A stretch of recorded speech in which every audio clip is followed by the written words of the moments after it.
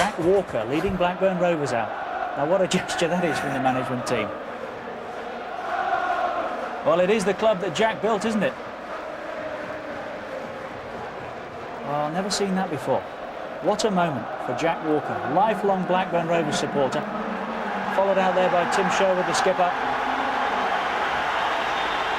who just for a moment I think was going to hold the rest back. We've seen that done before. And let Jack go on his own. How about that? Great gesture. A smashing Gary, isn't it? Excellent. Well, he will love that. He's done tremendous things at the club with Kenny, and leading the side out at Wembley. That's been a dream of his for a long time. Side by side with Alex Ferguson, the manager of the champions and the FA Cup winners, Manchester United, who's done it before. Look, just I think pointing out the way to Jack there. John Scales, you've played in the Cup final, you've played in the Charity Shield before. Do you echo what Gary's saying, the best stadium in the world to play in? Yeah, I mean, I obviously haven't had the experience of playing at too many other stadiums around the world, but yeah, it's going back, it seems such a long time ago, the '88 Cup final, and playing the Charity Shield sort of 3 or 4 months later. It's a fabulous place to be involved in any game, and a player, I think, you know, it's very difficult to realise when you come in these situations in Cup finals. You always expect to come back over and over again, but you know, it never happens. So I think they'll relish a chance of playing here today. Any opportunity, it's a fabulous place and a great atmosphere today. There's the manager of Rovers, Kenny Dalglish, all smiles. There's a rarity, some might say, but I think Jack Walker, the focus of his attention. And a great moment for the owner. There he is.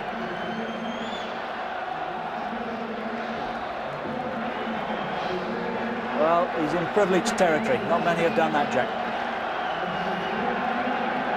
And now, of course, the official presentations. There's another legendary figure in the Northwest, Tom Finney. I think they know each other fairly well. Sir Bert Miller-Chip and Graham Kelly there, of course. Tom, the former England international. President of Preston North End these days. CBE in 1991. It's nice that these football characters get involved on occasions like this, and right too. David May of Manchester United, Blackburn Rovers at the end of last season. I should think he's pleased that Alan Shearer isn't about today.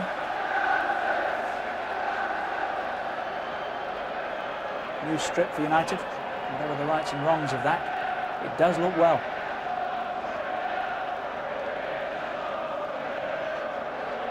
Alex Ferguson, who's won the lot, of course, both sides of the border. Philip Don, our official today.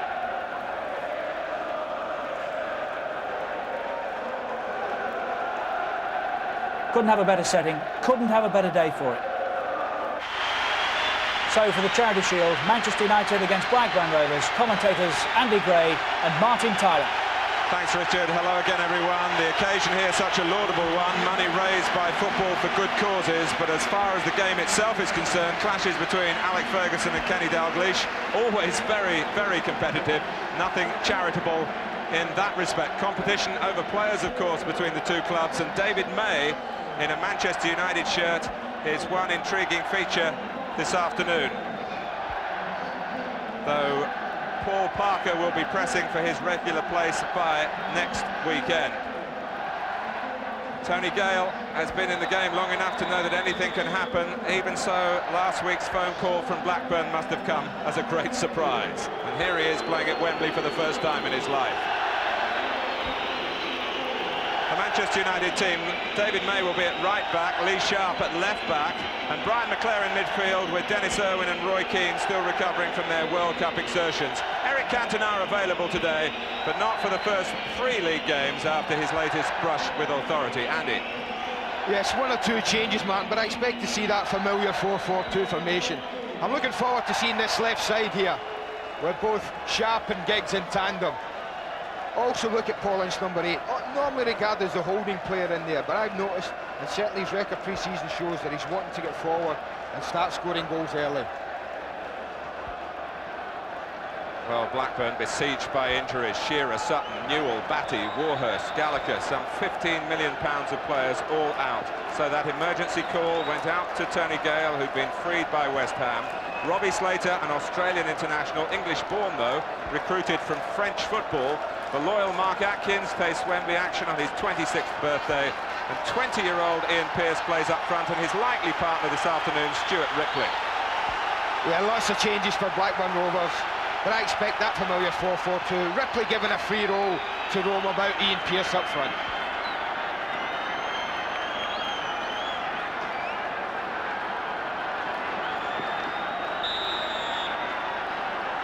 So Blackburn Rovers kick off. They won the Charity Shield just once back in 1912. They've played for it only once since then, and that was in 1928. But look at this for a bright start from them. Gary Pallister in trouble as Stuart Ripley departing his normal wide role in midfield to play up front today. He's done that before, of course, and he played the ball into the danger area there, tellingly, and Pallister just scrambled it away. Well, their 84 points last season would, in other years, have given Blackburn perhaps the title. A tremendous effort, which certainly merited the invitation from the Football Association to participate today over the claims of Chelsea, who were, of course, runners-up to United in the Cup.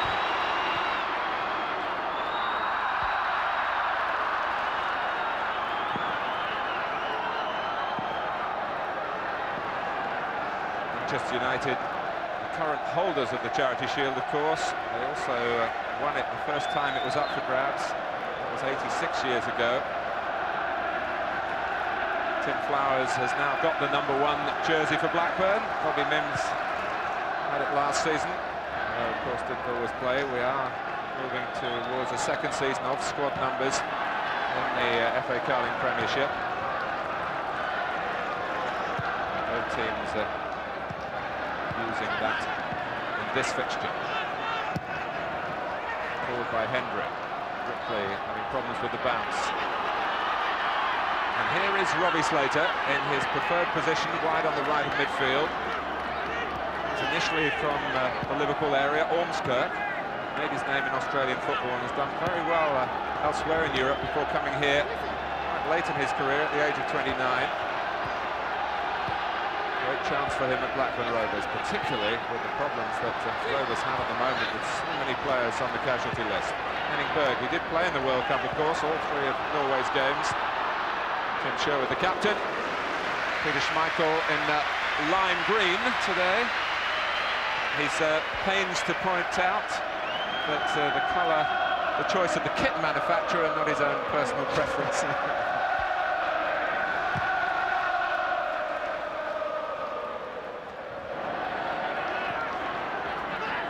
Very involved right from the start, and Bruce just hesitated and allowed Slater to get possession and get in the cross. Difficult for Pallister. Lee Sharp steers it back to Schmeichel. Andy. It's been a good start, man, for Blackburn. It really has.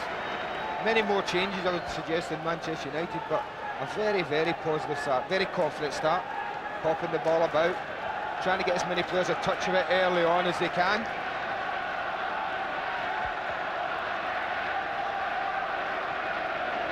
I always think that the Charity Shield, many people think, well, it's only at the end of the day a friendly, but it's the last real competitive match here pre-season. Players are almost 95% ready to go, and they're using this just for that 5%, another week of training to go, but that's basically just sharpening up. There'll be no real hard training in the next week. This is probably the toughest training session these players will do. You bet your life they'll compete for it. You don't come to Wembley and don't compete.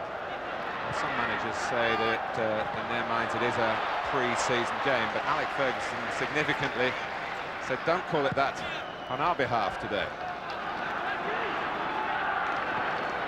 Neither team in full working order in their pre-season matches. Blackburn indeed have lost 4 of 5 games spread around Europe, in Norway, Denmark, a couple more recently in Scotland, beaten by Aberdeen, when Kenny Dalglish himself played the second half, and 45-year-old coach Tony Parkes came on for the last 15 minutes. That would indication of the difficulties that Rovers have had in getting themselves settled. Here's Pallister. Giggs. So much expected of him this season. Sharp not a rival for his position at the moment because he's being used as a left-back. Leclerc to Ince. And came Graham Lasso, sparkily. Used to Wembley, of course, now. Played 3 times for England under Terry Venables here. David May getting some predictable barracking from the Blackburn fans who used to cheer him. And you just feel with all these injuries that Blackburn might be regretting allowing David May to move. It was a freedom of contract situation, but David May would probably say that the initiative didn't come from Rovers to sort it out. Not as much a positive thought as it came from Alex Ferguson and Manchester United. Philip Don is the referee, interrupting his family holiday in France to be here. Well briefed about the FIFA guidelines, of course, after his World Cup involvement in the United States.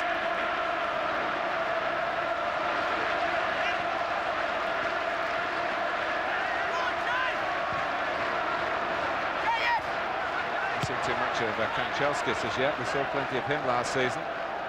Contributed so much to the entertainment factor. Week in, week out. I think what we've got today as well, 2 of the hardest working defensive units. I'm talking about the back 4 players and the 4 midfield players, Mark. Not often you get 2 teams who have 8 people who work defensively as hard as they do here. Cantona's flick not coming off. Ripley holding off Ince. Flag is up for offside. Ian Pearce got the ball. Also, Jason Wilcox was coming in, but not in what you might call an active position, perhaps. Well, he tried hard, you know, and I tell you what, I'm not so sure. I mean, we talk about strikers been given the benefit of the doubt in this new ruling, Martin. I'm not so sure that he wasn't in line with Lee Sharp there. I think Pallister had held him up well, and he was offside as far as Gary Pallister was concerned. But I think Lee Sharp had dropped in there, and Ian Pearce is unlucky not to be allowed to go on there. Pearce, who has played at the back with his previous club Chelsea, and in a way he's a bit similar to Chris Sutton, a year younger, a player who can do 2 jobs.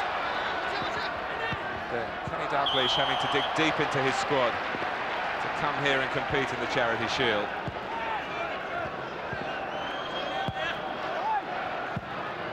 Here's Gale. Blackburn Rovers. Taking a bit of getting used to it after his time at West Ham, 10 years. A free transfer at the end of the contract that expired in the summer.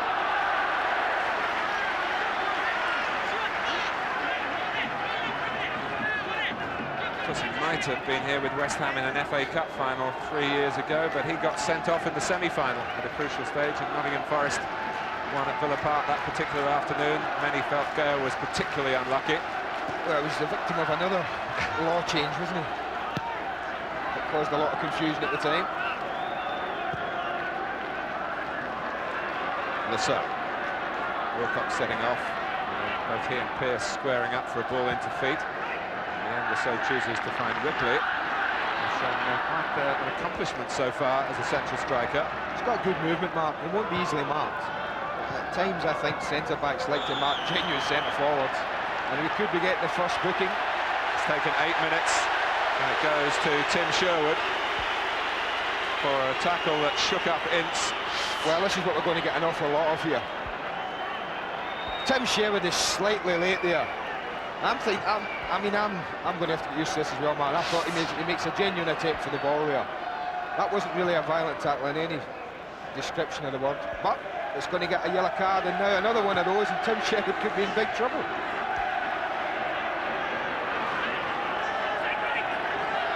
Let's hope it settles down as the season goes on.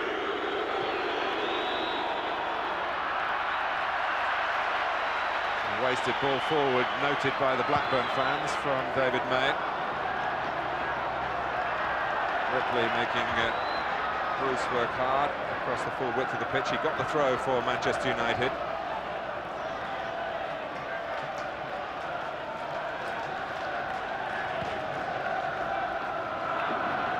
Last weekend, Manchester United involved in the international tournament at Ibrox.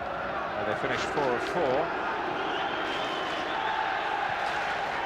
And Eric Cantona was in the headlines for the wrong reasons. And I think he was certainly still in the black as far as the deal to Manchester United was concerned, despite the fact that he's seen red on more occasions than anyone would want, particularly him.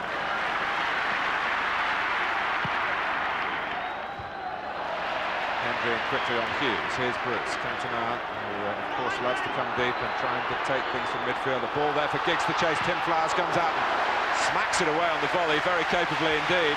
Well, he obviously wasn't sure exactly where he was. I think when he makes contact, but look at Giggs' run. It's a wonderful run. And you can't play offside when a player runs that square across the pitch. But obviously Flowers thought if he caught it, he'd go outside the box, therefore conceding a free kick, opted to volley it and got it just about right.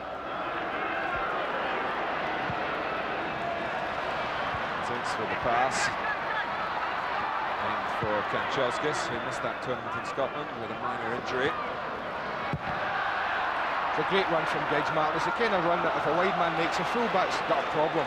He desperately wants to pass him on and he wants to play him offside. But Giggs' run was so good he couldn't.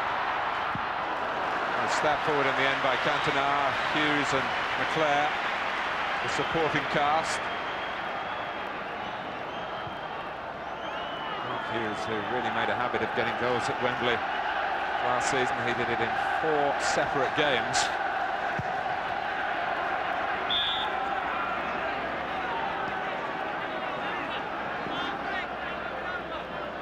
Just to refer back to Cantona, they rarely lose, of course, Manchester United when he's in the team, but they did lose 3 of the last 4 league games without him. Just a point to put to you, bearing in mind that they go into 3 league games in the next few days without him. Slater with a deep cross. It's Ian Pearce trying to guide it back. Ripley going in, Schmeichel coming out and using it quickly. Not in the end accurately. Mark Atkins cut it out well. Now Sharp. Lovely warm afternoon. Hardly a breath of wind around Wembley Stadium. Maybe not quite so lovely for the players. But after a summer where we've spent talking about the difficulties of World Cup temperatures in the United States, it's nothing quite as debilitating as that. And a bright and brisk start here, as you'd expect, between these 2 rivals.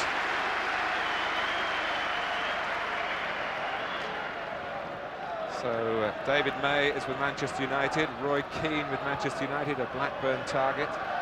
Alan Shearer with Blackburn, a Manchester United target. Chris Sutton, interested United, but chose Ewood Park instead. And big name players become available. We must get used now to Messrs Ferguson and Dalglish.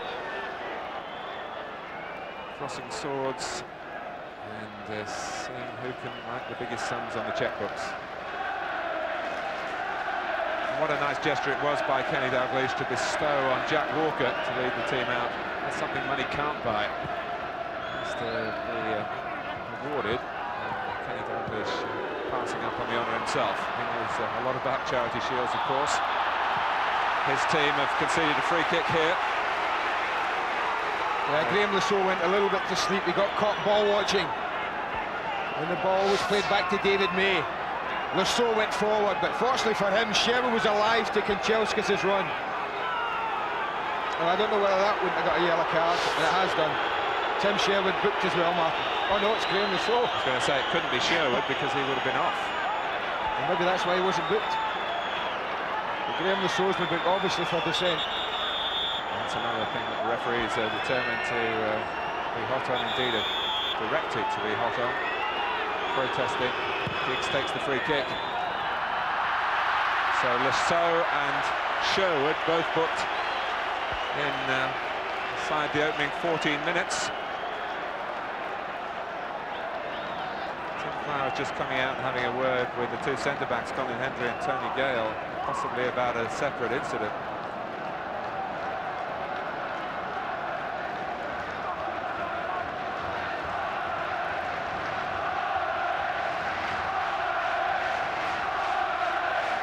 Just on that Sherwood foul. I think sometimes in slow motion, you know, incidents do look a bit more dramatic than they really are. And it just looked as though in the replay that Sherwood put his elbow into Kanchelskis' throat.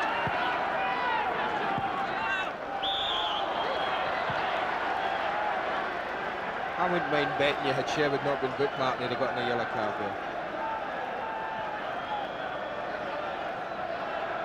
Tim Sherwood, also a Wembley debutant today. But a good number of Blackburn players have been here in other circumstances. Rovers, of course, very different 2 years ago under Kenny Dalglish.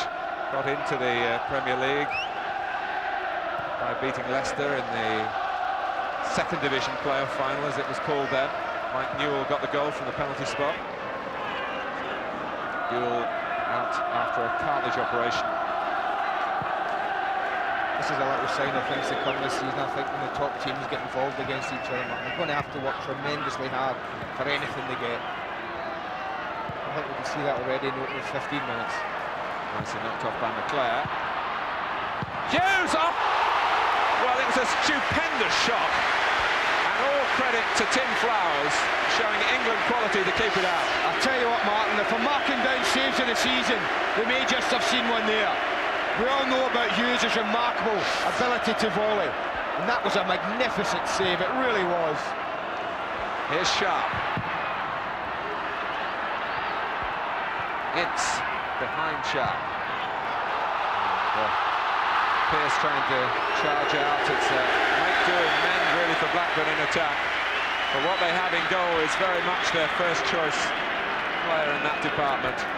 And Tim Flowers, down by his left-hand post, reacted so smartly. Otherwise, well, it would have been hats off to Mark Hughes at Wembley yet again.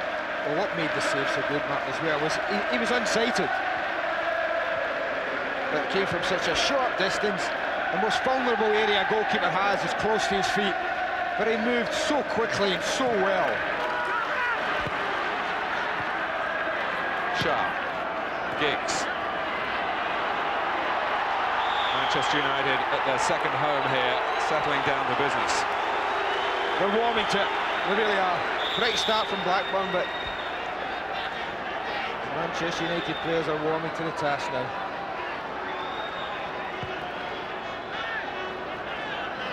Pallister.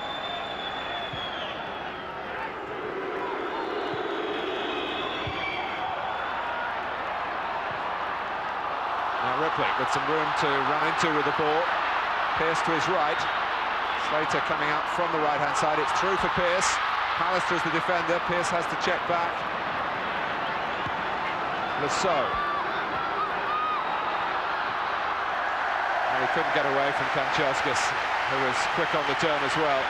Not many do. It's one advantage of having Andre Kanchelskis back there in that position. Not many going to run past him. Ian Pearce took the safe option then, just turning back. I suppose there was just half a chance he might have bought a ticket in the raffle and hoped it was the winning one.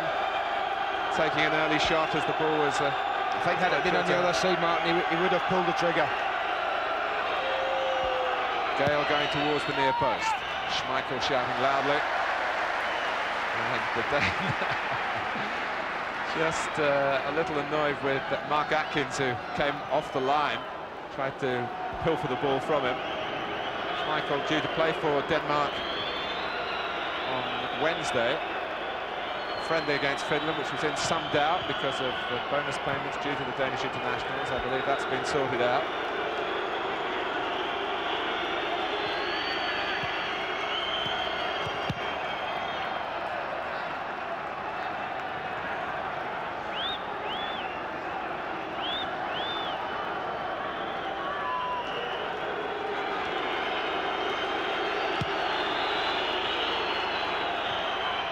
Hughes, and Flowers can't hold it. Giggs trying to follow up. It, in fact, came pacily off the goalkeeper, a yard or so away from where Giggs hoped he would collect what would have been the opening goal. Well, he hits it well enough, Mark Hughes, and this is his strength, turning quickly. He won't be happy with that, Tim Flowers. He would have expected to have gathered that quite comfortably, but when he needed a defender around, he had one. McClare. Blackburn pushing out to defend the line just outside the penalty area. course, when they first got into the top division, they were very organised, very hard to beat. And you just feel, talking to one or two of them this week, that in these circumstances, that type of attitudes come back to their minds. They know that the odds are a bit against them here because of the absentees. But they're prepared to knuckle down, battle it out, be bold when they can be, not to be over-adventurous and hopefully be able to soak up what Manchester United throw at them. But here comes Lasseau in that buccaneering way of his down the left-hand side. He's gone a long way, and Schmeichel makes the save look as straightforward as it probably was. Sometimes goalkeepers would have earned a bit more applause by turning shots like that over. Schmeichel was already thinking about the counter-attack once the ball was in his hands. It's good play though from Graham Lasseau. He allowed Andrei Kanchelskis to make a long diagonal run, and when Blackburn won the ball back quickly, they were able to transfer it into that space that Kanchelskis had left. Well, and Lasseau just galloped into it. Player, still such a loyal servant for Alex Ferguson. He was looking for support. Giggs couldn't quite supply it then. Here's Pearce, pressed by Pallister.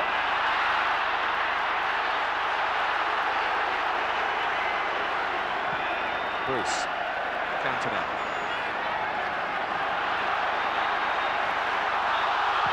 Well, he was certainly bought off the ball. Referees are going to be busy, Martin. That's another yellow card.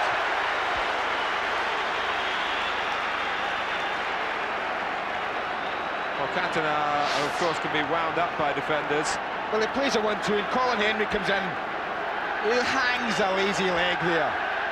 And I think in that situation, I think even the old ruling, Philip Dawn's probably quite right.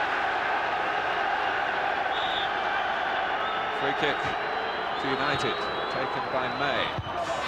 Defended well by Berg, who had a very good season last time around, the Norwegian, for Blackburn. Giggs with a flick.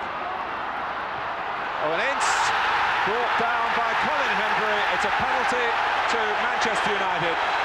And Eric Cantona, who did the job from the spot twice against Chelsea in the FA Cup final, goes to collect the ball. Well, there's no doubt. You see, Colin Henry's not, he doesn't know Ince is around. He thinks he's got time, Ince pounces. And there's no doubt in my mind, the referee's got an easy decision. That's a penalty. Here we go again. Henry thinks he can run it out, but look at the speed of Ince. On it in a flash. Henry hangs that left leg out again, and this time he's not giving away a free kick, he's giving away a penalty. So another Wembley penalty for Eric Cantona against Tim Flowers. 1-0 to Manchester United. I've never known a man look so confident when he takes a penalty in a game that matters, Martin. I know he missed one at the Rangers tournament last week when he was fooling around. In a shootout. But this, you look at this, he's so confident. I honestly didn't expect anything other than Tim Flowers walking into the back of the net to pick it out. We're halfway through the first half. And Cantona with 25 goals last season in competitive matches for Manchester United has his first this time around at the expense of Blackburn Rovers, and Colin Henry in particular, who was palpably late, booked only seconds earlier, and Blackburn in that respect on the receiving end, and now on the scoreline as well, although Wilcox tries to repair the damage quickly.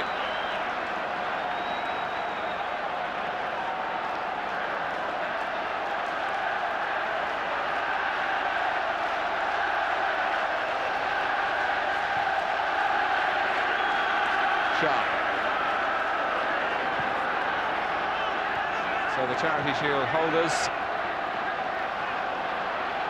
and of course remember that they scored first against Arsenal here last year, and then Ian Wright conjured up an equaliser, and it went to the penalty shootout then.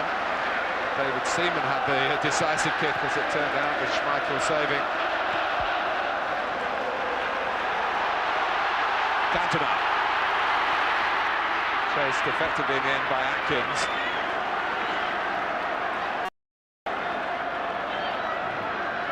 Well, with these 3 yellow cards for Blackburn already, you wonder about Wembley sendings off few and far between in the past. Of course, Andrei Kanchelskis was sent off playing in the League Cup final here last season. And a man who knows both Blackburn and Manchester United very well, Kevin Moran, also had to walk a game in which Andy Gray was playing back in 1985, FA Cup final, of course.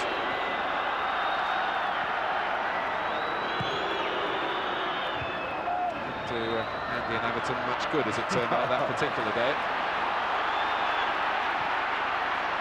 And it's something that we're going to have to accept, Martin, that showpieces like this in cup finals now are more and more likely to finish games with less than the full complement of players on each side. The officials will say, until the players get the message.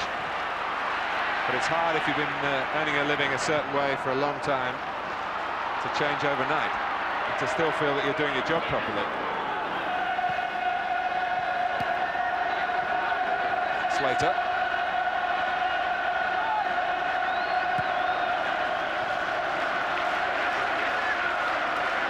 Ripley. Slater trying to set off down the right. He's been playing for Lens in France. Had a spell with Anderlecht in Belgium prior to that.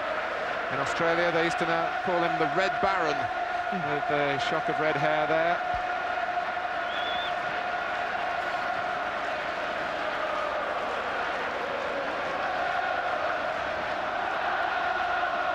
So far so good for Manchester United, although Blackburn did begin brightly. Ripley very much to the fore.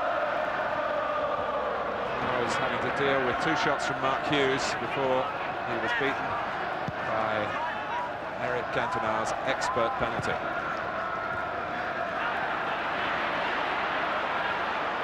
Cantona, of course, had a hat-trick for Leeds in the Charity Shield a couple of years ago. Kanchelskis. It's to Cantona. Kanchelskis. Oh, and Philip Don helping Manchester United. Happily for him, not seriously in the end. Ripley trying to take it on the run. A hand off by Steve Bruce. Well, sure, Rivers thought so. The referee didn't. Just eased him out, Steve Bruce. Good defending.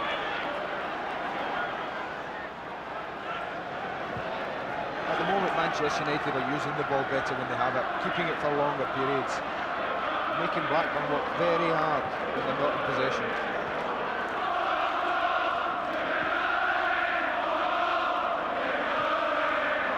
So little between them in the league games over the last 2 years.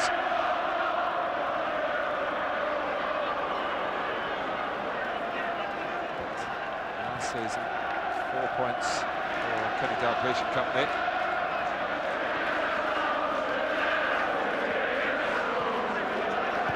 That draw at Old Trafford when really they were so close to winning, and the 2-0 success in April. 2 Alan Shearer goals. And they'd love to have Shearer with them at the moment. He's not far away, unlike, unfortunately for Blackburn, 1 or 2 of the other missing star names. We were trying to work out, you and I, about just how much talent in the forward area is missing. And what is it, something like 15 million, you reckon? I think 15 million altogether. And here's Pearce, almost showing that doesn't matter. Schmeichel was very quick as he had to be.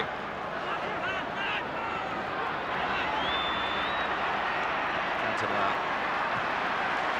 Now Giggs. Cantona trying to get away from Hendry in the centre. Blocked by Berg.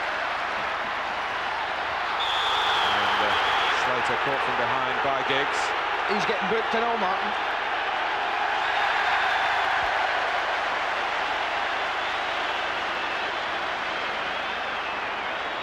Well, we used to talk about the forwards who can't tackle, who make clumsy challenges, and they were something that was really just smiled on in the game, certainly accepted. Well, you talk about, and I accept the fact that officials will say until players learn about it, but I think referees have got a bit of learning to do as well about what actually warrants a booking. even with the new rules. Well, that's 4 now, and we haven't had half an hour. 4 and we haven't had a tackle.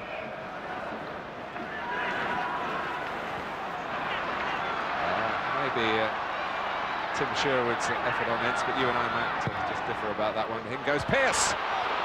Well, he led the race with Lee Sharp.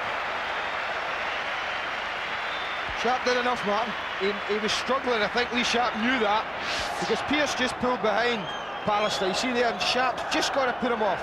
I don't think he's going to win it, but he just gets his body in front of him, and that's enough to put Pearce off a clear header. Ian Pearce, formerly an England youth international, had a year in the reserves after signing from Chelsea. It chipped in with some useful performances towards the end of last season, when finally Blackburn couldn't just sustain what was just a superb challenge. They finished 8 points behind United. They won only 1 of their last 5 matches after that magnificent pursuit.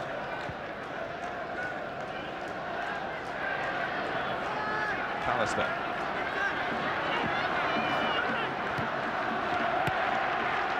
But in terms of the tactical approach from the two camps, Andy, not too much new to ponder on. I think when you consider the successes of both camps last year, then why should there be too many changes, Martin? Fine-tuning, as opposed to major changes, I think we'll find from these two this year.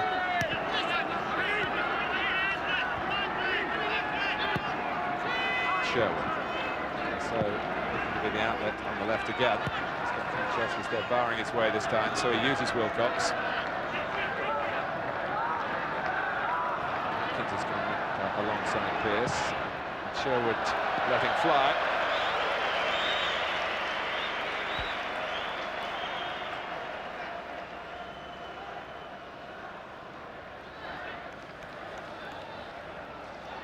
Well, an emphatic statistic there to support Manchester United's claims that the scoreline is a justified one. But Kenny Dalglish, more than anyone, appreciates the difficulties that Blackburn Rovers are in here at this Wembley showpiece. But it's an opportunity for him as a manager to learn about 1 or 2 of his fringe players. It's good chasing back by Robbie Slater. You may well have noted that. Here's Henning Berg joining in midfield. Pearce trying to stay onside. Linesman is flagging. Ball almost broke back for Berg to chase again, but the game already been stopped. There's a problem right on the centre spot for Gary Pallister. Now, a new Manchester United physio this season is David Fever, who's no newcomer to Wembley. He's been here 8 times before in the sport of rugby league, 4 with Wigan, 4 with Great Britain. Parting of the ways with Jim McGregor and Manchester United. Jim, who's been such a friendly and familiar face around the scene for a long time. We wish him well in his future career. I'm wondering, Mark, with all these new directives, isn't one that a player shouldn't get treatment on the pitch? Well, I mean, here's the injury. We can see here he gets involved with Ripley in the halfway line. He's stretching a bit. Perhaps turns his ankle. You see he reaches down immediately to it. What you're not going to see is the stretches coming on like we saw in the World Cup. The Football Association have decided that because it cannot happen everywhere, that's what I've been told. I'm not so sure that I would agree with that. That they're not going to fully implement something that I think was a success in the World Cup in one particular area, and stop players feigning injury, because they had to go off straight away. So it's still the old rule, you can get treated on the pitch. You've just seen it. So there's David Fever, well known in the world of rugby league, now trying to do the right medical job for Manchester United.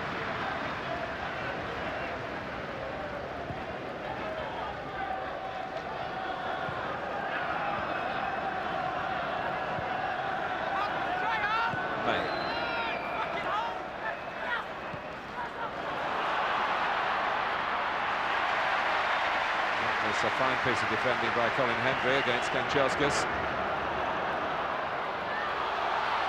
Ripley. Being held at the back by Pallister. Ripley trying to see whether a quick free kick was on, and Slater as well. And in the end now they're waiting, and Phil Don's job is to get the ball back 10 yards here.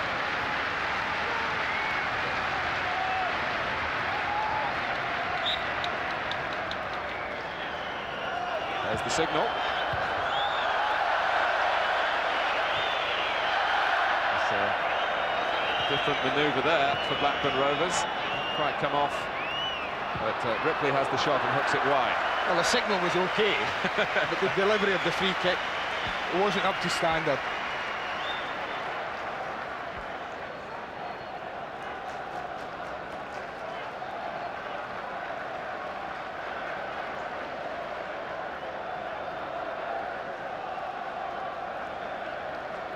Well, coming up on Sky Sports from the FA Carling Premiership, we start our Super Sunday next Sunday. Leicester City against Newcastle United. Leicester back amongst the big boys, and Manchester United on our Monday Night Football at the City Ground, another of the promoted clubs from the East Midlands, Nottingham Forest. A chance, we hope, to see Brian Roy, our studio guest today, show off his considerable range of skills.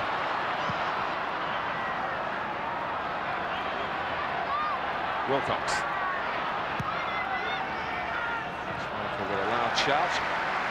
A quick throw.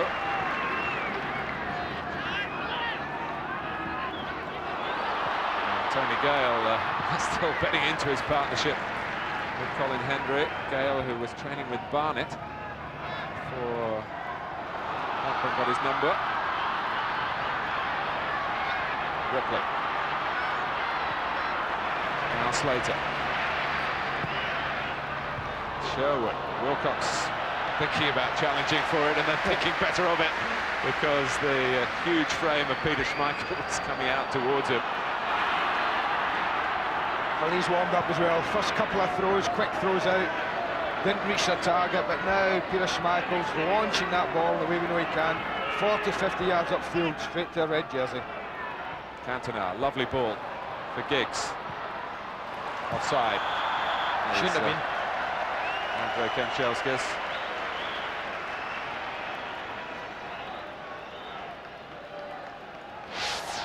You know, Mark, when a ball's played across like that and you've got a player on the far side like Andrei Kanchelskis is there, you can see him on the left of the screen. And he's looking across the line. Now, is he offside? Ball's played in there. Now he's looking along the line. He's looking along the line. He shouldn't be offside. He should be keeping himself onside. Oh, it's tight. It's tight. But I think the linesman probably just right. But he shouldn't be getting offside when he can look all the way along the line. Lasso. Here's Sherwood.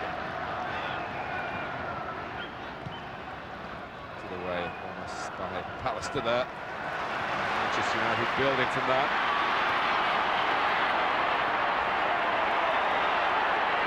Sharp supporting Giggs. He does need some help, but he got too close to him. Sherwood, room for Ripley.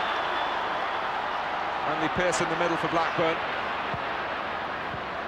The odds favoured Manchester United, and that's the way it panned out. Ripley. Stuffed ahead of Sherwood. May is there before Pearce. Cantona dropping deep again to get involved in the game and waiting his pass beautifully for Kanchelskis, who finally went down under challenge from Wilcox, who joins the list. The fourth Blackburn player to receive the yellow card in the first half here of the Charity Shield. Well, you can see he's trying to tug away at Kanchelskis. He's pulling his arm. Had Andrei Kanchelskis managed to stay on his feet, Jason Wilcox wouldn't be receiving a yellow card.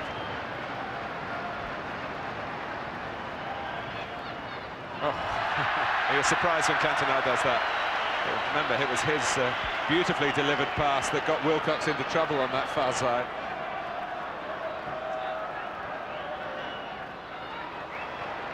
Ripley. quickly. Giggs get to this one, he does. Suddenly there are 3 up for Manchester United. Giggs looking for Cantona. Cantona applauding the intention, but not in the end the execution. You mentioned Stuart Ripley there, Mark, in possession. I was disappointed a moment earlier. He was backing Gary Pallister up to the edge of his box, and we know Stuart Ripley's capable of going and committing people and beating people, and he opted to try and cross it into an area where really Ian Pearce wasn't favourite at all. I'd like to have seen him drive at Gary Pallister and commit him a bit more. Just like to put this into some sort of context for you. Blackburn Rovers did not have 1 player sent off last season, and therefore not amongst the teams at this level that you know have a disciplinary problem. But here they are at Wembley, in danger of having somebody sent off for a second cautionable offence, with 4 players punished by Philippe Don, who is reflecting the FIFA guidelines, the directives that go to all officials this season.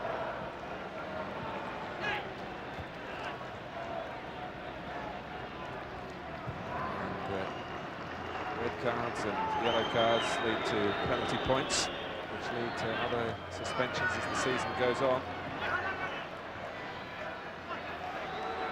Maybe we'll need bigger squads at the clubs. PFA would like that, wouldn't they, the Players' Union? That would be the better side of the particular problem that their members are facing at the start of this season.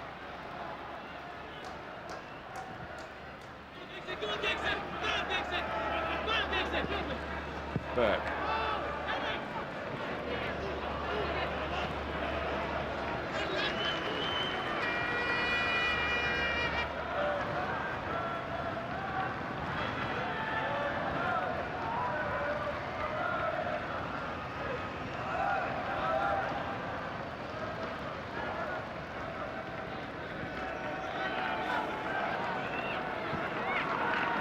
He's still trying to sort out his contract with Manchester United. He's been making the right sort of conciliatory noises over the past few days. Signs, I'm sure, very promising. United fans who hate to lose him. McClare.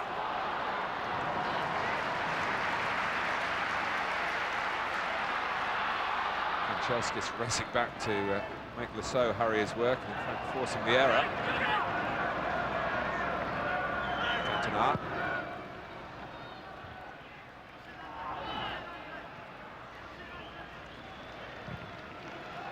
Just the pace dropping for a moment or two as half-time approaches. It'll stay that way for long, I'm sure, between these 2 particular opponents. Blackburn investing so heavily financially to try and build a club, playing staff, a stadium to compete with the very best. They're taking on currently the very best here today.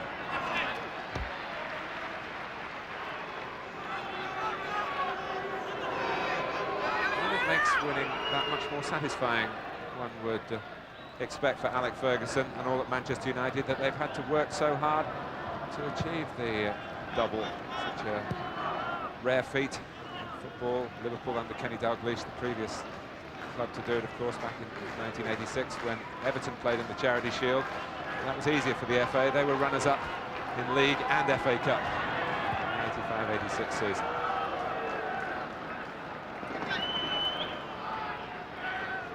One 1-0 to Manchester United, a couple of minutes to go to half-time. The sweat for Peter Schmeichel, more from the sunshine in the first half than for any sustained pressure that Blackburn Rovers have put on his goal. Yeah, they've just taken the foot off the pedal a bit, Manchester United, as if they're quite happy to cruise towards half-time, keep possession of the ball. Claire.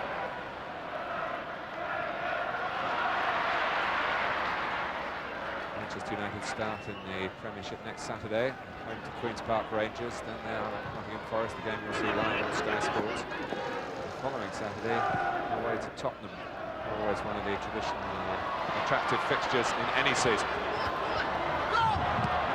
This is Wilcox looking for something for Blackburn before half-time.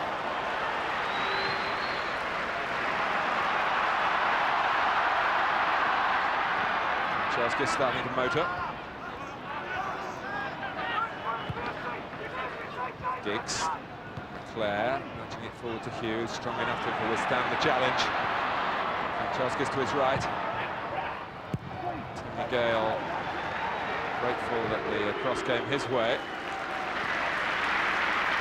Gale connection with Blackburn, incidentally Ray Harford was involved with Tony and days at Fulham together. Gale working well again, justifying the faith that Ray Harford and Kenny Dalglish have put in him at the moment. This is Ripley. May meeting the cross. Michael able to catch it.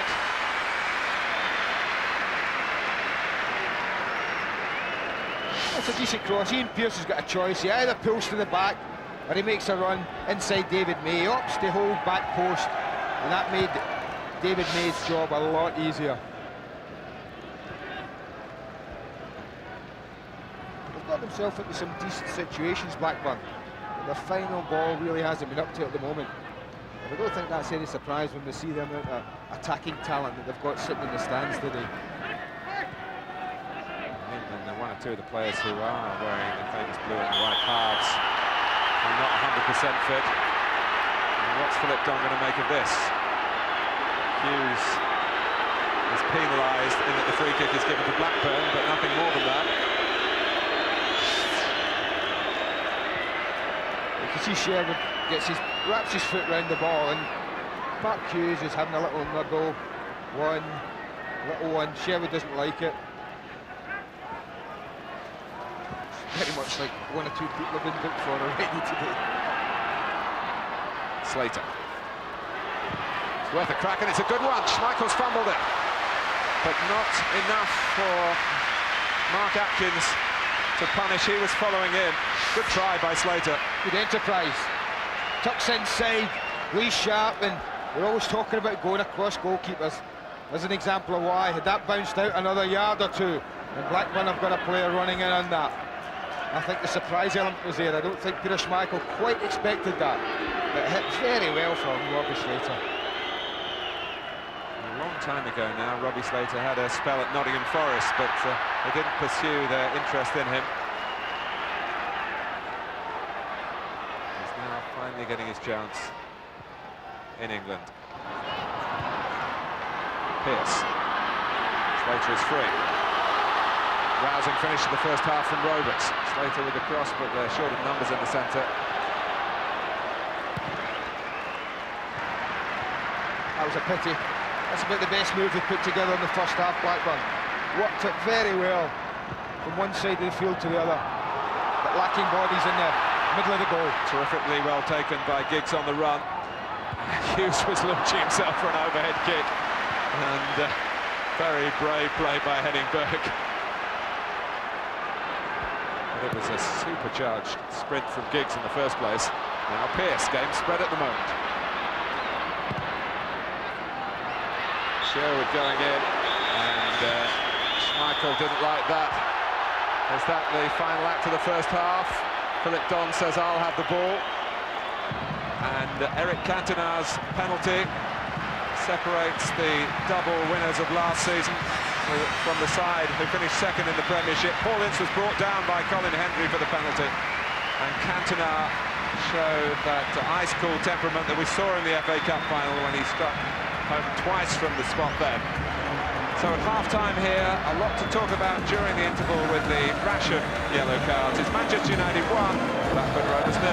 The Charity Shield's prominent place on the football calendar came from its switch to Wembley 20 years ago now. In 1974, Leeds played Liverpool. Billy Bremner and Kevin Keegan was sent off.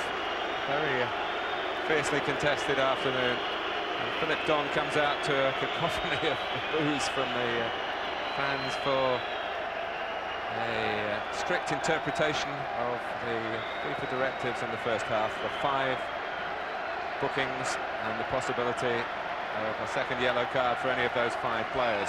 Something for Kenny Dalglish and Ray Harford to ponder on. Incidentally, Ray's son, Paul Harford, is one of the Blackburn substitutes today.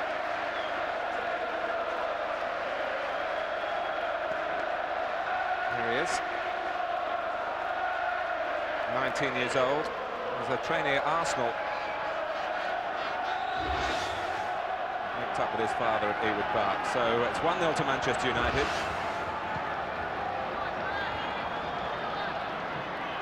United themselves could nominate 5 substitutes, but have only brought 4 backup players here. No substitute goalkeeper. Gary Walsh has been ill.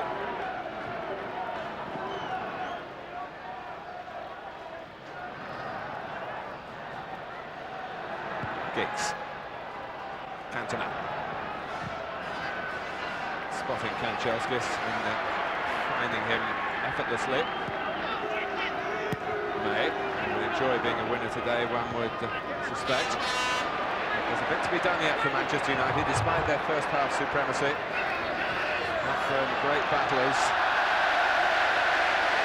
But Mark Hughes carrying the fight forward for United and earning them a corner at the start of the second half. Kanchelskis spotting the ball up, but just waiting for Giggs to come across. Bruce has come forward. Gary Pallister waiting by the near post. Nice sort of flick on. Oh! Very nearly causing the right sort of discomfort to Rovers. Well, that was just a bit perfect, Mark.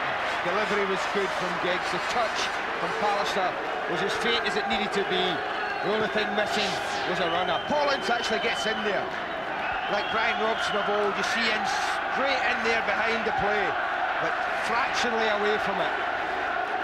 And that was the only thing missing from that. Bruce.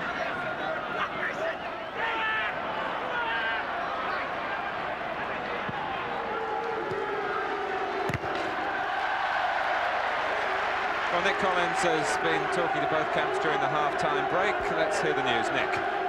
Well, Martin, Ray Harford actually stopped referee Phil Don at the top of the tunnel just before the teams came out for the second half, and he was clearly actually looking for some kind of clarification as to the new instructions. He said to Phil Don, are you under instructions to book people for every tackle? And the referee actually had to explain very clearly to Ray Harford exactly what his instructions were. So there is some confusion and consternation in the Blackburn camp about the new interpretation of some of these rules.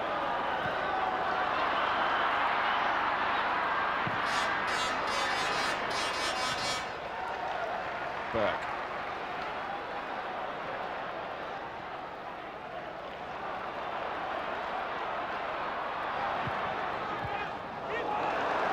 There's a problem there for Gary Pallister with the sun in his eyes, and the outcome is a corner for Blackburn Rovers.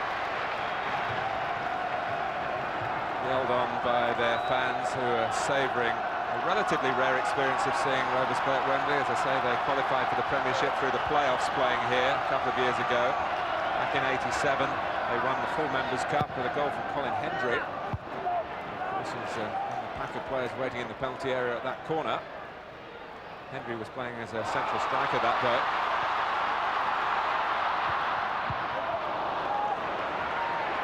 Sherwin.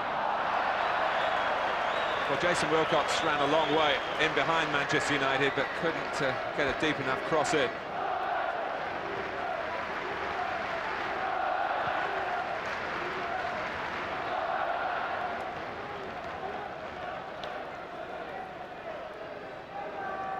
Cantona. Well, it stays just at 1-0. Rovers will still feel, despite their difficulties, that they're in with a chance here in the Charity Shield. Hughes.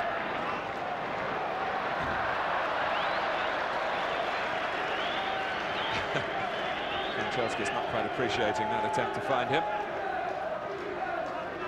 Mark Hughes, who I would say last season must have had his best season, and he's had some pretty good ones.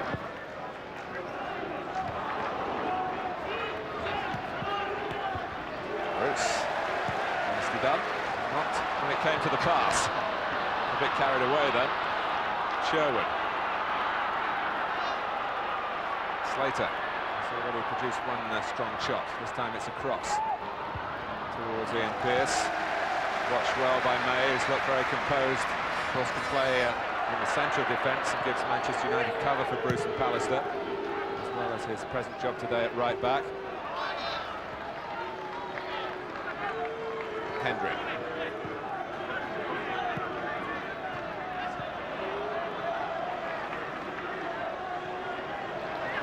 Slater. So calling for the ball and getting it, wanting Slater to go for the return.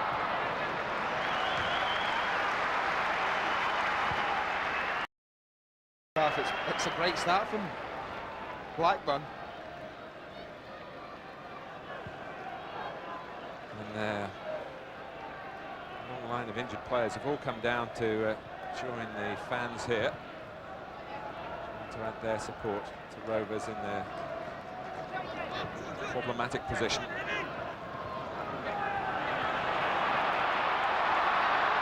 Acceleration from Cantona. Hughes lets it run. Spotted McClare, or maybe hearing a call. Didn't quite come off for United. I think he probably got a call there from Hughes.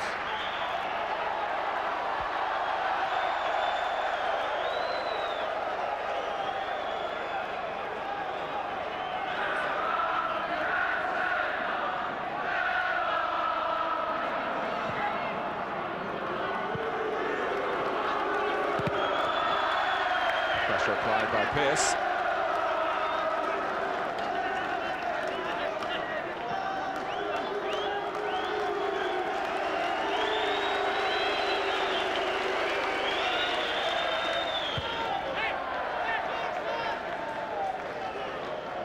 It's a mouth-watering prospect. Chris Sutton lining up with Alan Shearer. Sutton on the back left of your picture. David Batty, I think we'll have to wait a bit to see him back in Blackburn's midfield. He played through the latter weeks of last season with a foot injury that required injections, and you tend to pay a price for that.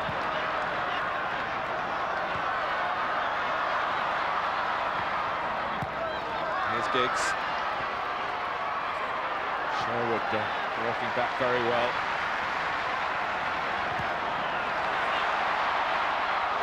Batting in again.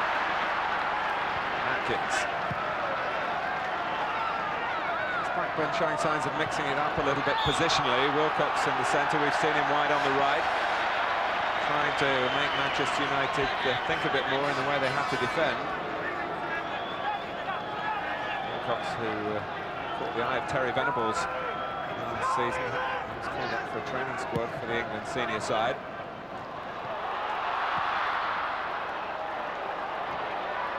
That's been the major difference in the last one. Manchester United have looked far more threatening when they were in Blackburn's last third, whereas I think United on the whole have coped quite comfortably defensively today. Back.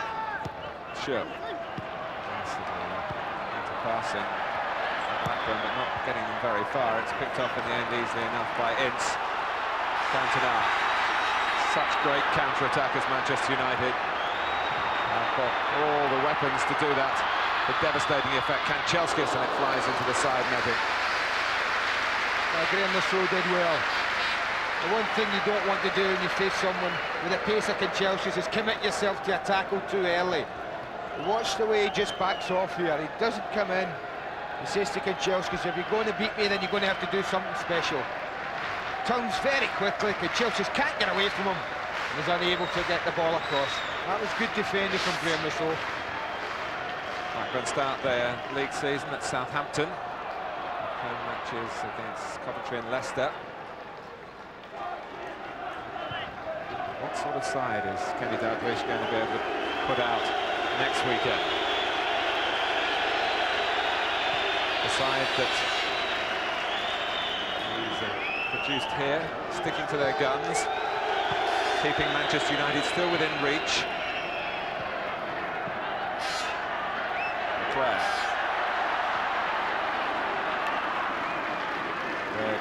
Taking charge. When he drops into that midfield area, Eric Cantona, it really does cause problems to Blackburn's two central midfield area players, Atkins and Sherwood. They have three to deal with, and the interpassing has been so good, they've had problems with it all day. Slater. And it's a tame finish from Atkins. It all started with a terrific ball left to right, Graham Lasso to Stuart Ripley. I don't know whether Ian Atkins believed he could actually score there. It was like a Mark Atkins shot. It was like a token gesture, the shot, really. On his birthday, he couldn't give himself a present that would have been much appreciated by Blackburn Rovers.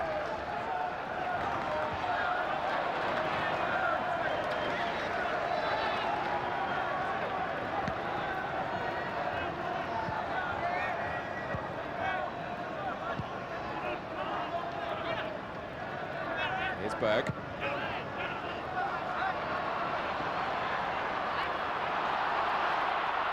Pallister, who always looks so commanding, his physique gives you that impression.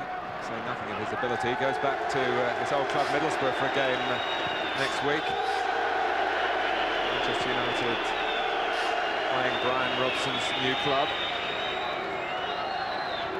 Gary Pallister was telling me he would be a captain. He said he's going to take the penalties and the free kicks and really enjoy a nostalgic return. Of course, he scored a famous free kick against Blackburn, didn't he? On the day Manchester United celebrated winning the Premier League title 2 seasons ago.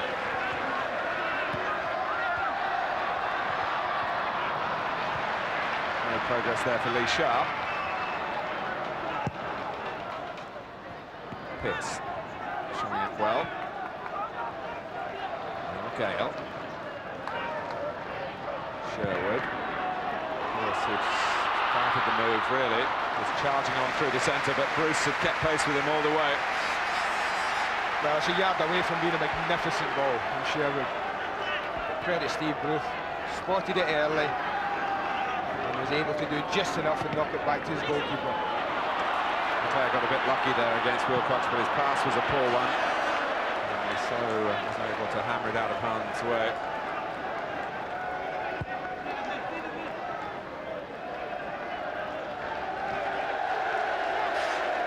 May's cross.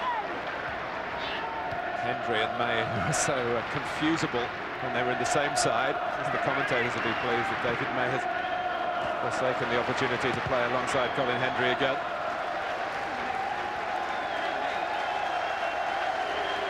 Two blondes who often competed for the same ball in the air, it seemed. Absolutely sure which of them had done the job. Cantona. Sharp. Plenty of options here for United. Hughes trying to lift it over for Giggs. Back with Pallister. Bruce is telling him to play it back to Schmeichel.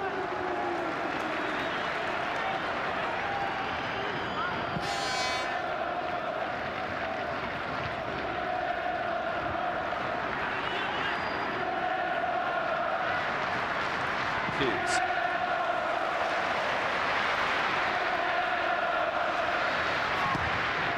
So getting the better of Kanchelskis for a moment, but not clearing decisively. Here's Cantona. Blackburn really penned back at the moment. Atkins, the first player to try and defend, but United find a way past the whole posse of midfield men for Rovers. Ince, fine play this. Is there going to be a finish to it? It might come from Kanchelskis. Still Kanchelskis. Well, that's the difference shown in this move here. So many options for United when they get along the 18-yard box. So much movement. Not only that, so many players into that movement. Not afraid to throw midfield players forward. Look at Paul Ince, almost the furthest forward there. Looking for Giggs. They've all moved away from Giggs. Suck people in. Kanchelskis has left an acres of space here. You think he's going to shoot? Drags it inside. Creates the opening.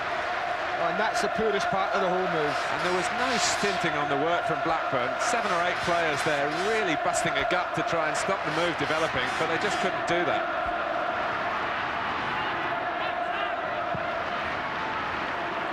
Giggs. Against Berg. Pass Berg. Ryan Giggs. Well, the second goal seems so soon to be coming, but it hasn't arrived yet. Well, that's vintage Giggs as far as I'm concerned. When he's going at pace, now watch Berg, he's trying to push him inside on his right foot, but as soon as Giggs turns him once, then twice, Berg's totally lost. Does everything right in going across goal.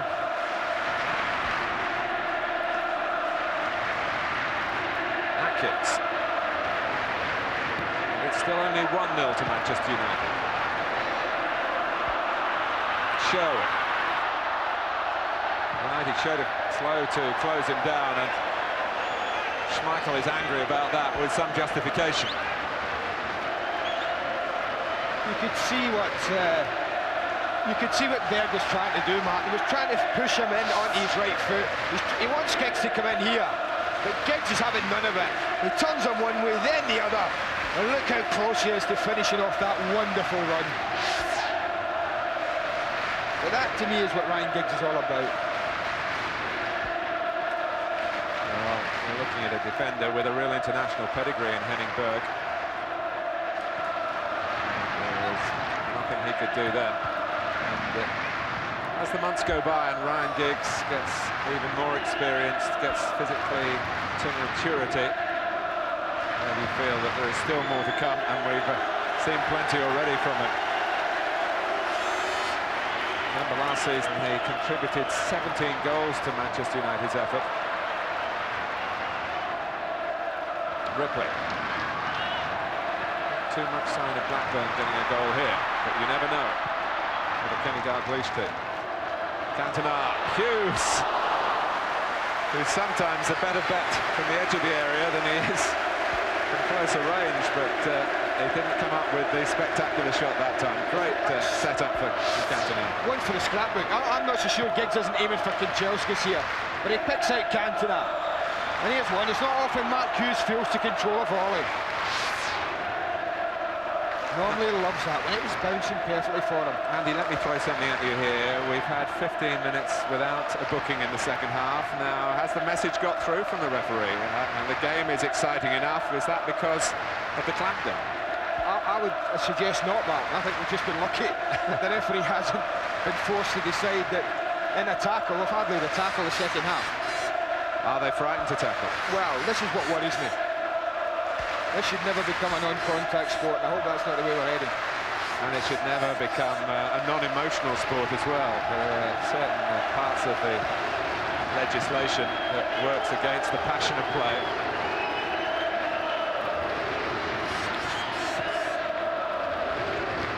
There's enough in the first hour, Mark, to suggest to the rest of the footballing world here that Manchester United, a week from the beginning of the season, look pretty good. This is Jason Wilcox trying to look good for Blackburn.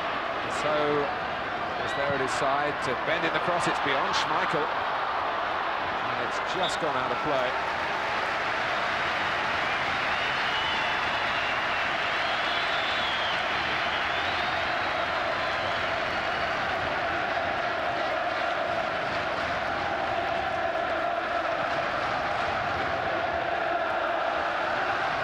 So's deep cross, Pearce coming in beyond the far post. Not quite for Blackburn, but a note of encouragement.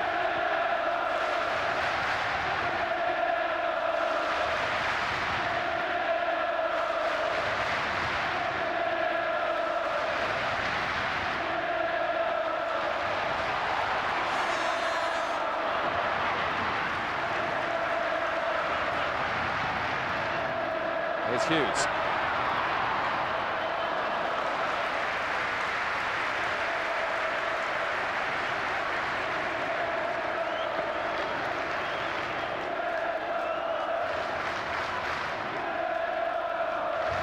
Kenny Dalglish contemplating perhaps making a change here to try and pep up his attack.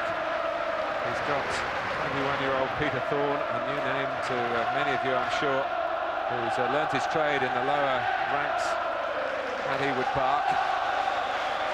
He's one of the options from the bench.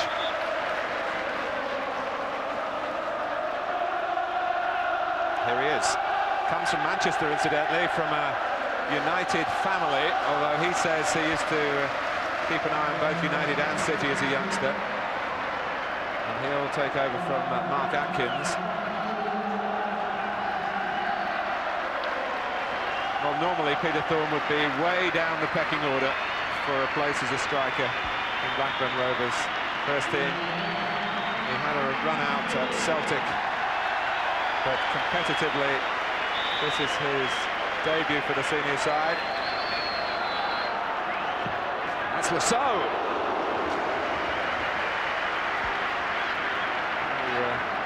put in a couple of fizzers in the league last season.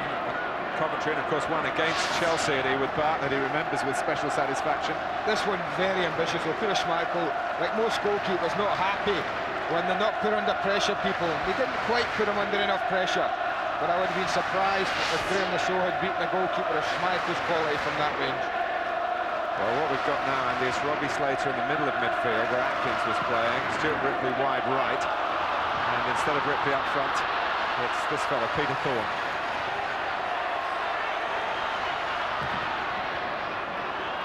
For Pearce, might drop for Ripley. Sharp at his back. Ripley pass Sharp. Wilcox. Well, a couple of strikes at goal from Blackburn Rovers in quick succession. That one a good effort. Took it on quite comfortable and taking this onto his right foot, which isn't his strongest, Jason Wilcox, but he did rifle one or two in from that kind of area last season. But it was always rising above the crossbar.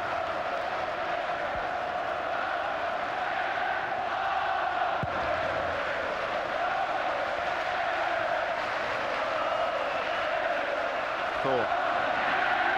He's certainly well built for the job of playing up front. Had a spell on loan at Wigan last season. His flick, Pearce back for Thorne again. Been eventful introduction for him. He's seen plenty of the ball. Just put off his stride as he set himself for the shot. Well, when a game's set, Martin, sometimes you just throw on a player and it can alter it and it can change it your way. And there's young legs and keen legs. Peter Thorne's trying to impress his manager, and he's certainly made a bright start.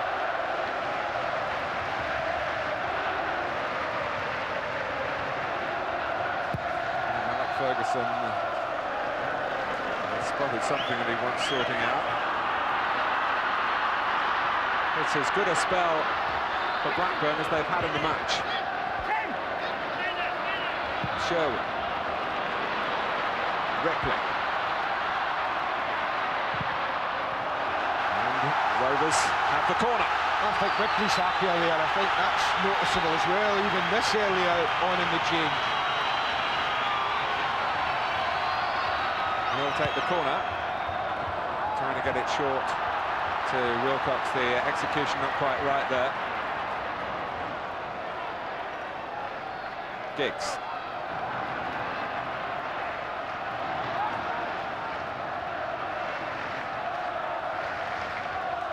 Clare finding a bit of room for himself.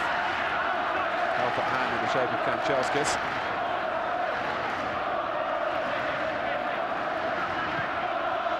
It's Cantona has moved wide to the far side, loitering on the left. And we look at the build-up, seeing whether it might be an avenue for United to explore. But they don't work the ball across that way, and it's Sherwood.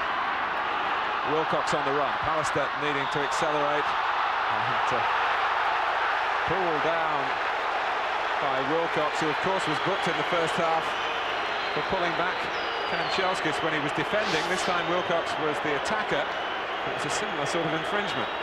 Exactly. That's what we wonder about this, because that doesn't look any less of an infringement. In fact, if you swap jumpers here, if you showed Kanchelskis, it would be exactly the same, Martin. But he gets booked in the first half, and I'm sure because he's already been booked, Don doesn't want to send a player off for that. You've got to find a lot of players who haven't been booked in the game get booked for nothing tackles.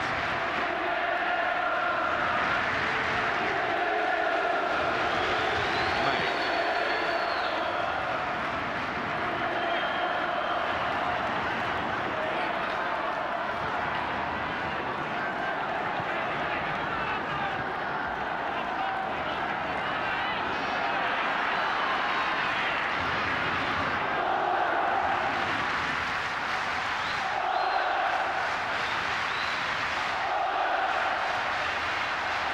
20 minutes to go. Should Blackburn equalise? No extra time, of course, but there would be a penalty shootout as we had last year between Manchester United and Arsenal.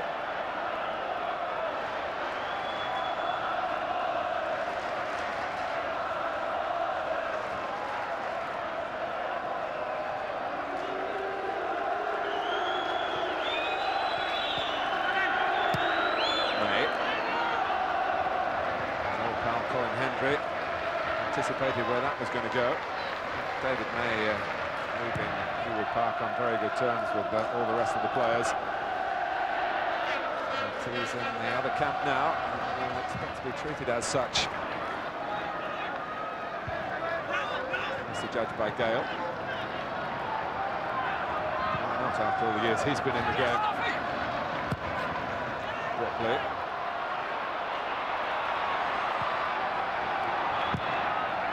Outside of the foot from Schmeichel. Gale.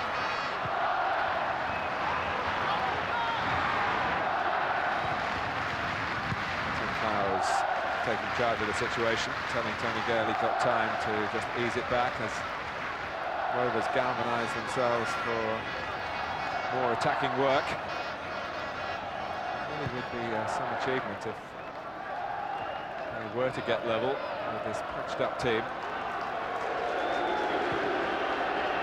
So, very much one of the first choice players who is fit. Pearce. Wilcox.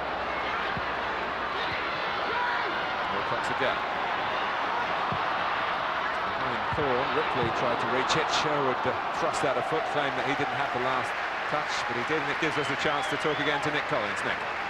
Well, Martin, a quick indication of the spirit which exists between the two benches. Just now, Blackburn coach Tony Parks came over to United's kit man Norman Medhurst and asked for some studs for Tony Gale. Tony Gale had problems with his studs. Norman happy to oblige. Tony Gale now has his new studs, so there might be rivals out on the pitch, but it's certainly a friendly rivalry. Slip of the tongue, Nick, I think, but Norman Davis it is, the long-serving kit man at Old Trafford. On goes Ripley. Down goes Ripley. It's going to be a booking for Sharp. First of the second half, the sixth caution of the game. Well, I don't think there's any argument about this one. He's always looked like he's struggling here. That push of the ball there takes him away from Lee Sharp, and all he can do is bring Stuart Ripley down.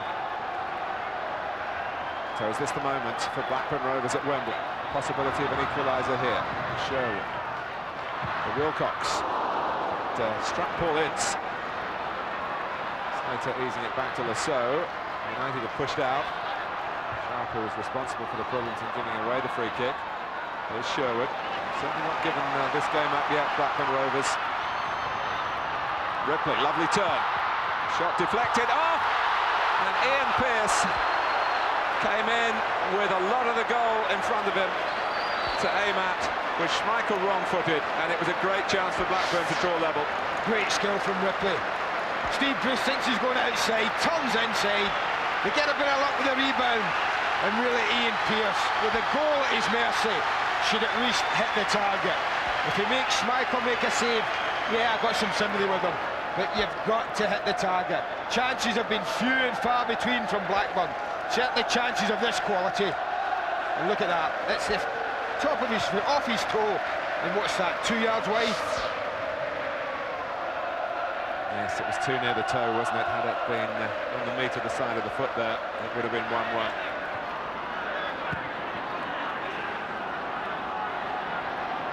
Bruce having been left a bit with egg on his face by Ripley, trying to get to the ball there. It's a good turn by Thorne. And it's Pearce again. Schmeichel was caught in two minds, it seemed. They got lucky. You're exactly right, Martin. He did get caught in two minds. He stops on his way out. Lovely ball through here, and I thought, come on, goalkeeper, it's yours. But look, he's stopping. But when he needs a bit of luck, look at that. That's when it's with you. Well, suddenly, Blackburn Rovers finding an ascendancy in terms of possession and penetration that they haven't shown earlier in the game. Attacking the end behind which their supporters amassed. Lasso. Here's Slater. All urgency about Blackburn. Concern for Manchester United here. And Bruce, that's got to be a booking as well, surely. So it's 3 yellow cards for the team in the red shirts against 4 for Blackburn. Well, the tails are up. Blackburn's, that's the secret behind it just now. They've upped the pace of the game. Manchester United have wanted the game played at a slower pace when they had the ball. Blackburn need it played at a quicker tempo. And at the moment they're having a lot of joy. 15 minutes to go. Well, that's our new computerized system. It tells you how far the wall is back. It's back the right distance now, 10 yards, of course, the proper distance. And here goes Tim Sherwood. The wall does its job. Lassau's angry, but he thought the line wasn't in the correct position.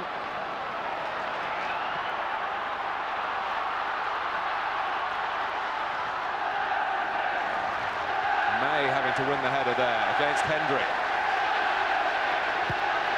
Well, all praise here for the bravery of Blackburn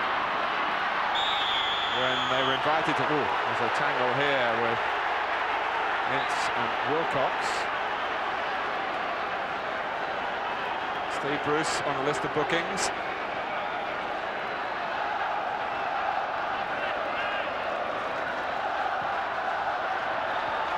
When Blackburn qualify or were invited to participate in this match, this is not the side you would have expected them to field, not by any means, but the team are out there putting on a very good show as they still try to repair the damage caused by Hendry's foul on Ince that led to Cantona's successful penalty, the only goal of the game.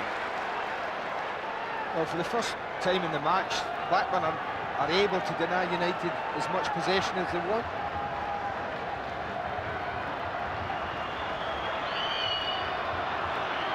Ferguson not looking for his substitutes, Nicky Butt, Keith Gillespie, the young Irish winger, Dion Dublin, of course, and Chris Casper. Chris Casper's father, Frank, played in the last Charity Shield that wasn't staged at Wembley back in 1973. Frank Casper for Burnley. They were winners against Manchester City. Smaller crowds in those days. 60,000 at Wembley today. I would think the majority is looking around in red and white rather than blue and white, although Blackburn very well represented.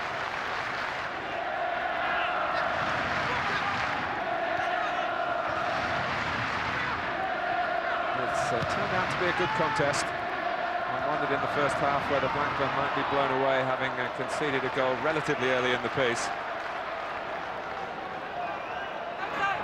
Ferguson still not with the comfort of feeling that his team are going to win at Wembley again. To position instructions passed out there, possibly towards Ryan Giggs. Maybe feeling that the game has got a bit stretched, trying to compress the play a bit more. There's plenty of room for Blackburn to work in the United half. Now the counter-attackers try to land the punch once more.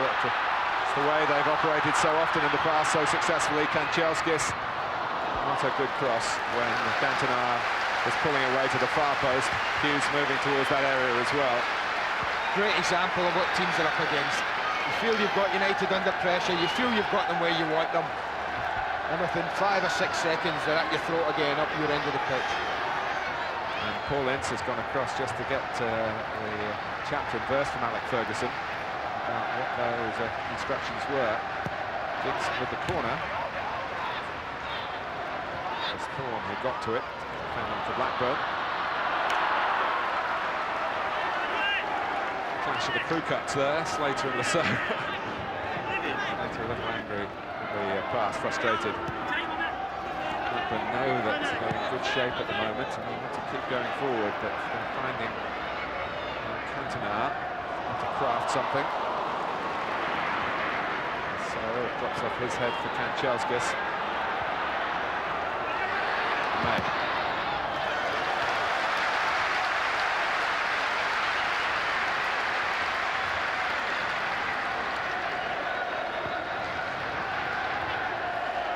Well, we have to get used to seeing it. David May, Manchester United.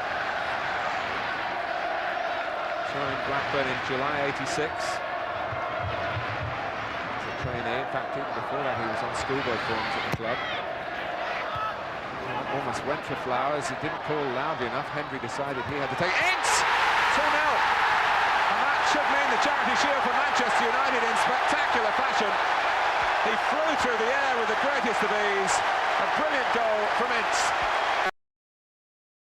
Spectacular. We're used to seeing Mark Hughes do this sort of thing. Look how he enjoyed that. He's ran 40 yards to the crowd. But Eric Cantona does everything right here. Look at the way he holds off the defender.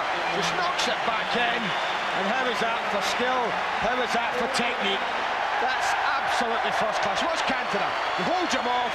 He knows he's only nicking it into an area. But what about that for skill? Should Flowers have demanded the original ball in, though, but Hendry only half cleared it. He may have demanded it, Martin, yeah, but as defenders, their job, I think, is to put a head on it. They can't be leaving it unless they're 100% sure. My question was, should he have come then when Colin Hendry had knocked up into the air? I think he thought about it, backed onto his line. Well, Paul Ince likes to get Blackburn Rovers in his sights, doesn't he? That equaliser in the Premiership at Old Trafford at such a crucial stage, it turned out to be a very, very valuable goal indeed in the league last season. And if you remember the season before, in that 3-1 finale, the Championship one against Rovers at Old Trafford, Ince was also a scorer. And he's done it again here at a very timely moment for Manchester United. When Blackburn were really making an impression on the game for really the first time. That's Hendry. And it's the outside of the net when they badly needed a ball to nestle on the inside of it. Well, people on this side of the ground thought this had gone into the net, Mark. All the Blackburn supporters were up here, but Graham Lasso didn't give this up. He stuck at it, tries to beat David May, it drops to Hendry, who's scored plenty of goals in his time. But look at this. Boom. And watch this. Great technique. Great technique.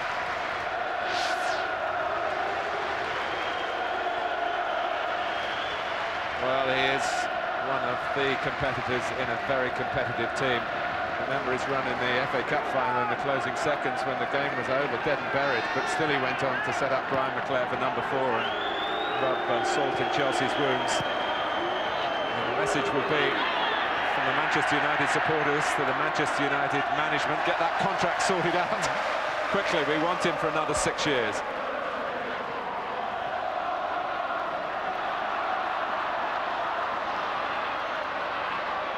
Ripley. Oh, it was retrieved pretty well by Peter Thorne. Pearce was in the middle. But the difference there in what you say, Pearce was in the middle. Only one option, Martin. Whereas today, when Manchester United found themselves in this sort of position, they've had 2, 3, and sometimes 4 red jerseys going in on it. But as I say, with the amount of talent, attacking talent that Kenny Dalglish doesn't have to choose from today, I don't think we should be surprised about that.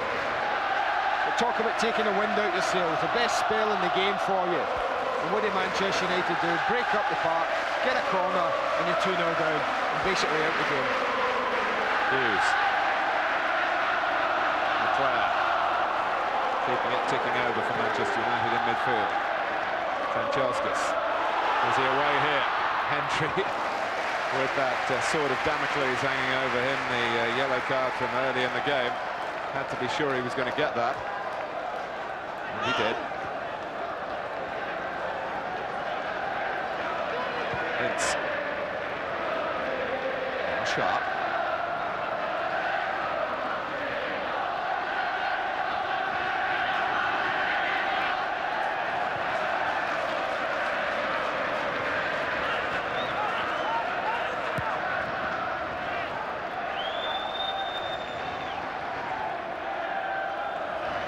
This is a killer in a hot day like this when you're chasing the game, when the team's popping the ball around the back.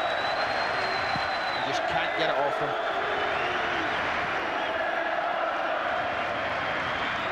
And this is using up time within the laws of the game. Let's hope they don't start dishing out yellow cards for this. It's great skill, and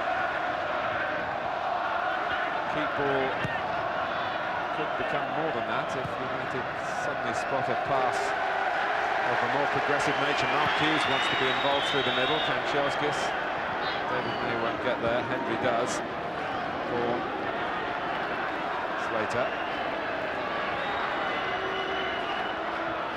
From Slater to Ripley.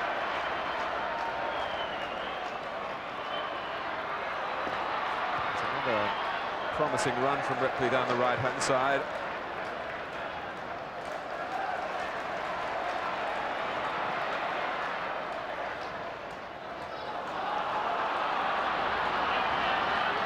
Sherwood.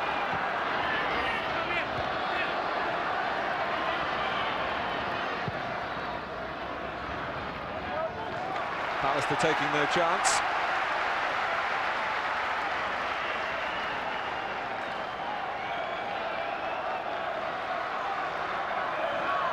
Four minutes to go. Blackburn 2 adrift.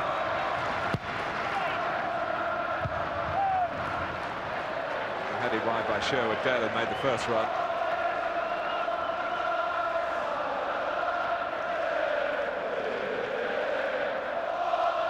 Well, we're all really looking forward to next weekend and the start of the Premiership.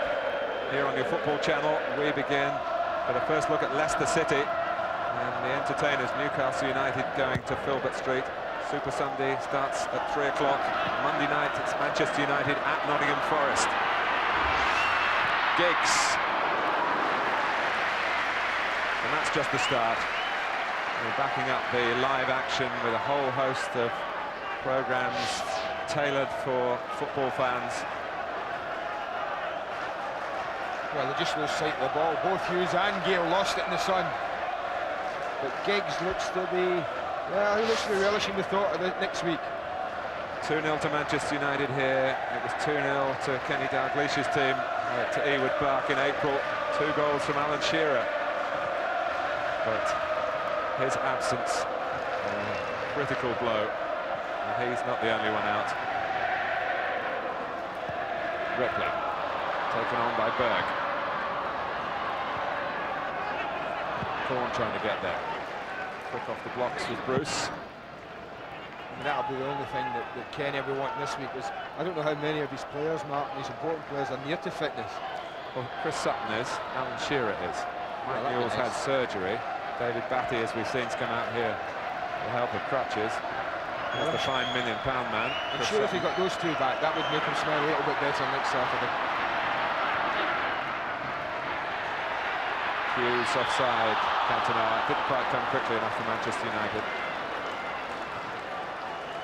So Cantona will be heading for an enforced rest. Whether he'll go back to France, I don't know. The referee, Philip Don, will. He's got a family holiday to resume. Flying back to Nice tomorrow morning. I hope he'll have found time to fill in his report before he goes. Need a bit of time. Here's Ince. Hughes. Find a way through, then trying to, as he lost his balance, to work it wide to Kanchelskis. Didn't happen from another instant. Wilcox. Of course, dealing with some of the bad tackling is trying to address a problem that Blackburn have. Players injured through being fouled. Of course, that's not the case for all the absentees. Can't legislate for some bad fish that Alan Shearer ate when he was on holiday. Kanchelskis, lovely run. Hughes flew just over Flowers and just over the bar. Well, you and I watched this Manchester United side a week ago at the Rangers tournament, and they've come on a bundle since then. They look that week fitter, sharper. It's added it to them. They all look as if they're up for it now. They back off, and the one thing you can't do with Mark Hughes is back off too long.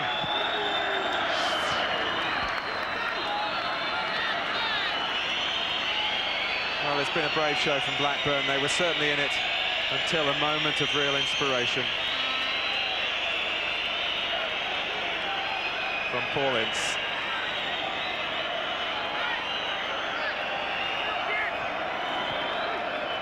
Done by Pearce. Here's Peter Thorne.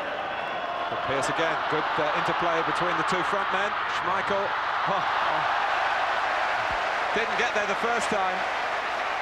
Pearce was past him, but not in control of his own movement. And as he crashed down, chance crashed away from Blackburn. The ball rolled tamely back to the Manchester United goalkeeper. Pearce is now offside. Oh, he wouldn't have scored anyway, Martin. Something would have happened that would have brought it back into Peter Schmeichel's arms. Oh, we talk about goalkeepers riding their luck and getting a bit of luck, but watch this. Pearce goes past him. You think, oh well, Schmeichel's out of it now because Pearce is round him, but watch this. A back heel straight into the goalkeeper's arms.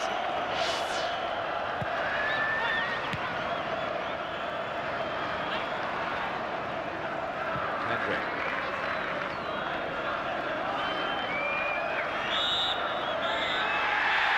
It's another trophy for Manchester United.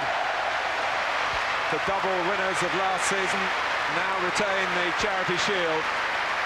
Too good in the end for a below-strength Blackburn Rovers, with Paul Ince sealing the victory spectacularly near the end with a wonderful overhead goal. Eric Cantona got it going for Manchester United. They were the better side clearly in the first half. Cantona's penalty after a foul on Ince by Colin Hendry. But Blackburn really battled in the second half and were playing their most incisive football in the match when Hendry's half clearance only came back towards Ince, and suddenly it was 2-0 and game over. But both sides, I'm sure, Andy, will put the result into proper perspective. But winning at Wembley in any circumstances is a very sweet experience. It is, Martin, but in normal circumstances with two full-strength teams out, we may have been able to read a little bit more into it. I think it's a scoreline that won't surprise anyone who's been here today and who's watched the game.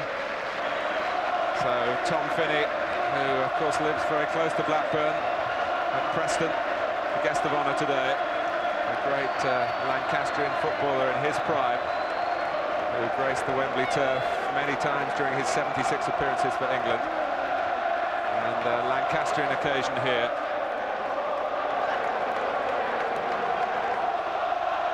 Well, many Blackburn fans, I'm sure, still pinching themselves to believe what's happened over the past couple of years. But you can believe that Jack Walker and Kenny Dalglish do not like coming second, and they will dig deep again. I wonder whether there'll be some more transfer business coming up in the next few days. Alec Ferguson was telling me this morning that he might yet look to sign another Englishman before the European deadline. That's coming up shortly. So up come Manchester United as Jack Walker watches on. Steve Bruce knows these steps so well, and so do the United players behind him. Up here to collect the FA Cup only 3 months ago, up here to pick up the Charity Shield this time last year. Manchester United currently setting the standards in the English game. Staying at the top is tougher than getting there in the first place, and they'd be happy to be back here this time next year to go for the hat-trick. Well, today it's hats off to Manchester United again. And the Charity Shield stays amongst the silverware at Old Trafford.